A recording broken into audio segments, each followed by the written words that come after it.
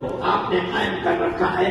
ہماری یہ دعا ہے کہ اللہ ملک کو ترقی دے، اور جس سیاسی جذبے کو آپ نے زندہ کیا ہے آپ کو اللہ تعالیٰ اس جذبے کے اندر قوت عطا کرنا ہے، اور اسی طرح ایک اسلامی ریاست سارے ملک کے اندر دوسرے مسلمانوں کی ریاستوں کے لیے ایک طریقہ کار ثابت ہو سکے. اور جو آپ کے ارد گرد کی ریاستیں ہیں، تاجکستان ہے، ازبکستان ہے، پاکستان ہے، اور روس کی چھوٹی چھوٹی ریاستیں، وہ بھی اسلامی نظام کے اسی طریقہ کار کو خدا کرے قائم و دائم کر سکیں. اس طرح اسلام زندہ و جاوید رہے، بول بالا ہو.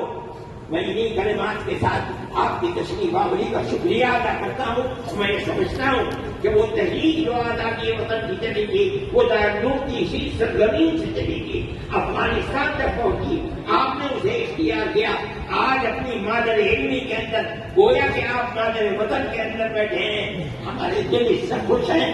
آپ جس جذبے کو دیکھ رہے ہیں یہ اسی خوشی کا جذبہ ہے. اللہ آپ کو خیر و عافیت کے ساتھ لے جائیں. دارالعلوم کی طرف سے آپ بھی سلام قبول کریں، اور میں کہتا ہوں کہ آپ امیر المومنین کو بھی ہمارے اس جذبے کو پیش کریں اور ہمارا سلام پیش کریں. وآخر دعوانا الحمدللہ.